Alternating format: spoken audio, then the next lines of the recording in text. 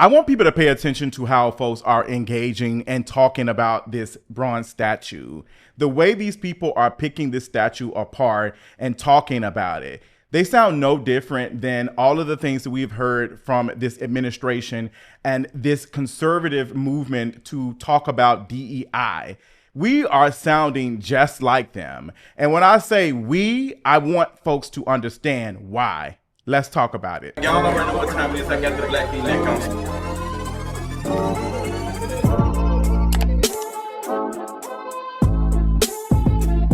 What's going on, you all? I want to talk about this statue in New York City that has gotten a lot of attention lately. A lot of people have been talking about it. You have folks sounding off, making their point known that this is not a beautiful statue. This is a mockery of Black women. Why do we have to look like this? What is this about? They sound no different than them talking about DEI. Like the way they have described this statue as a mammy. This statue is not doing any movement, not doing it. It's just standing there and they are attaching mammy to it.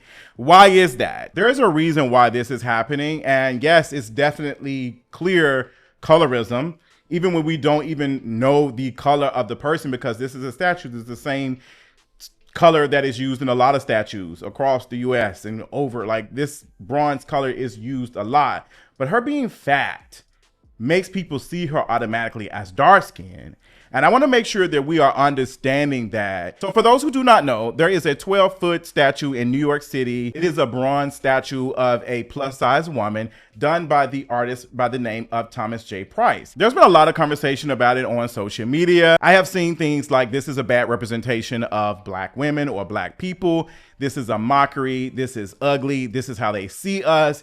And what I find in these conversations is these people are really showing us what they see when they see Blackness, when they see dark skin, when they see fat. What I find fascinating is watching influencers who are on the beauty side and the wellness and the lifestyle, who do not do commentary on social things traditionally, but they feel they need to talk about this. They need to talk about it.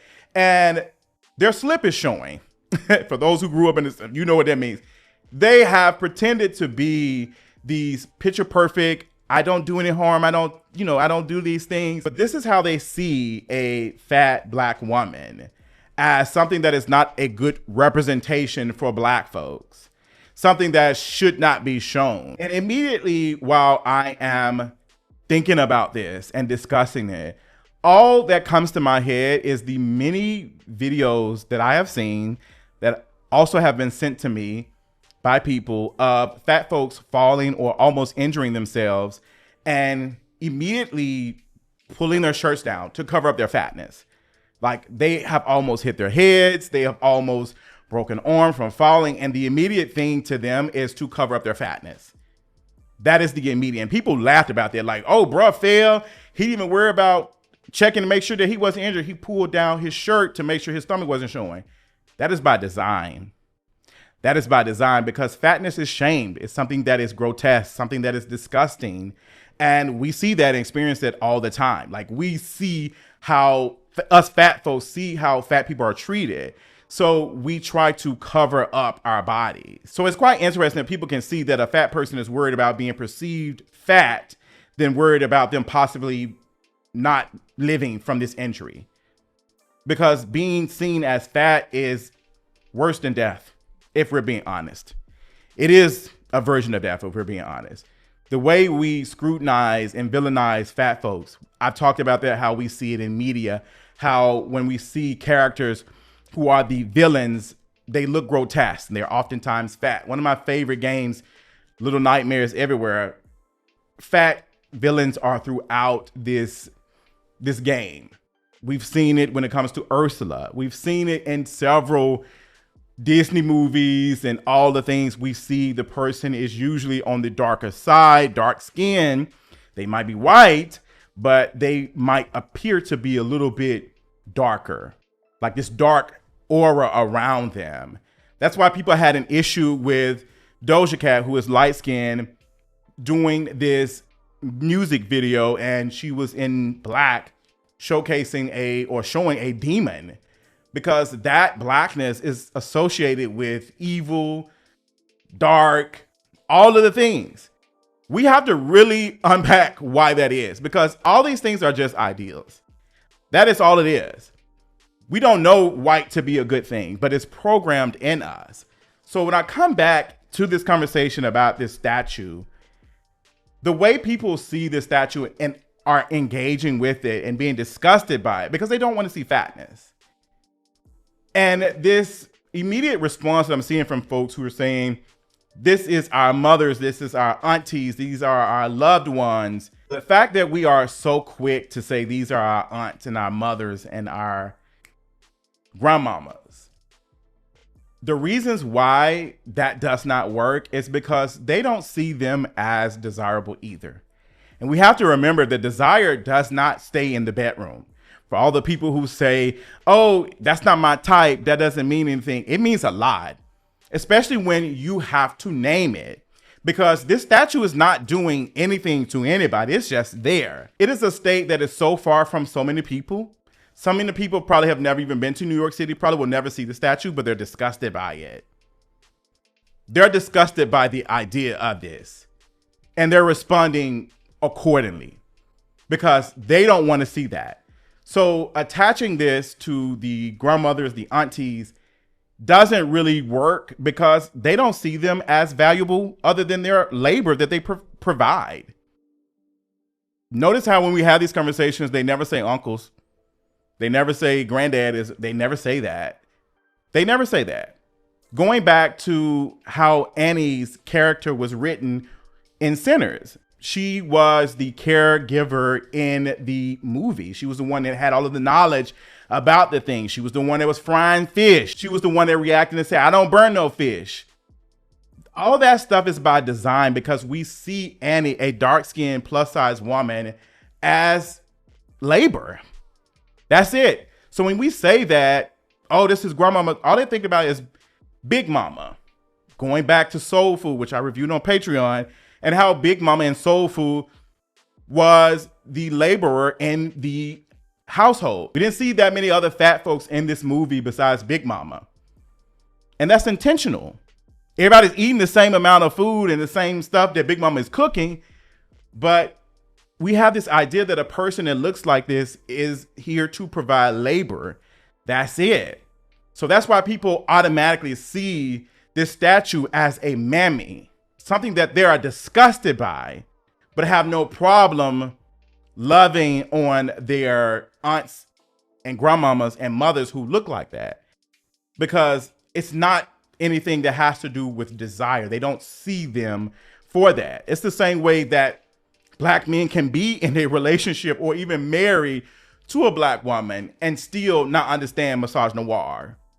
So you see where I'm going with this? So I really feel like this is no better time for this conversation to be had coming off of Sinners and also Reliving Singles podcast.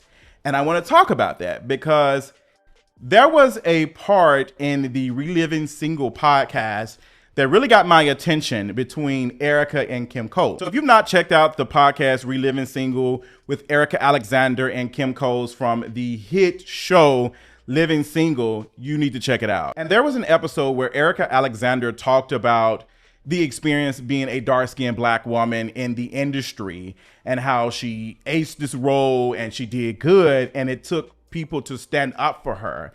And she talked about how it is hard for Black dark-skinned women to find jobs in the industry, find jobs and opportunities in Hollywood. So this is coming from the first episode, and shout out to my friend for sending this to me for me to discuss. At the 35-minute mark in 20 seconds, you hear Erica talk about these things. By the way, I want to say it's no small thing. Y'all were all light-skinned and we were dark. Well, y'all were also in a package deal that we weren't. Right, but that doesn't mean that you were... No, if it you means felt like that those outsiders, you weren't outsiders for long. Let's That's just first say of all. it's hard to get repped by these agencies and be dark. Is it really? Come on, don't act. Was it? Don't, No, you acting light-skinned now. No, Don't do that, Erica. No, Don't do that. I'm being funny. I'm sensitive. I'm gonna tell you. Okay, you're being funny. No, I am sensitive. You can't get. I'm telling you why I'm sensitive. You can't get sensitive. I'm telling you why I'm sensitive. Is it really hard being dark skinned? Is that what that's not what I'm saying? That's what I'm saying. You said it's hard being dark skinned and getting into the agencies. That's what I mean. Okay. It is. Is it really? This is something that always happens when dark-skinned Black folks are talking about colorism. And no disrespect to Kim, but this rubbed me wrong because we can never get into a full discussion about colorism with folks like Kim Coles because this always happens. And I'm not saying Kim Coles is a villain or she's wrong or she's all of the things. And even me having to explain just that is a result of colorism. That is that. Like, I'm picking on this light-skinned woman for things that she doesn't understand. And she's over-talking Erica Alexander in this conversation. And Erica is doing a lot of what dark-skinned folks do when they are interrupted about colorism. Well, do you really think it's like that? I can't tell you how many times I've sat next to Erica Alexander and someone has done that. Even anti-fatness. And I say that because that is the large reason why we're even discussing this statute to begin with. You can be dark skinned, we'll tolerate you. But being fat, plus size, and dark skinned, that's too much. That's too much.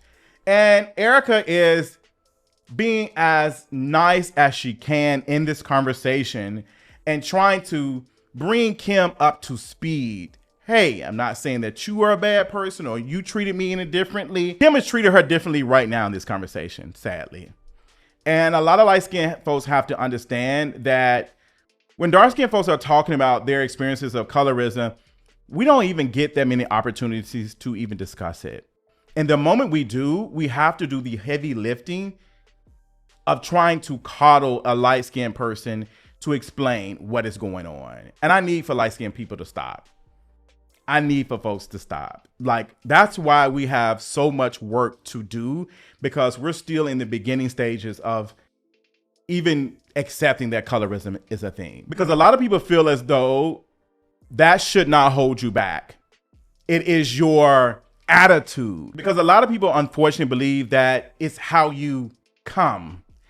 People are not judging you on the color of your skin. They're judging you on your character. Remember that. And this is something that has been beaten into a lot of us, especially people around my age. I'm 37. I'll be 38 in August. But we remember hearing parents and adults saying it's not the person and your skin. It's the context of your character. Not understanding that it's already written. It's already written. So you cannot wear your suit and tie out of this. Same thing can be said about Black folks being pulled over by the police. And, oh, if you be nice to the officer and you submit and you do these things would not happen.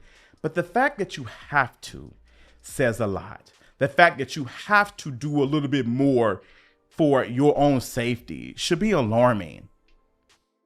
It should not be there. We shouldn't have to do it.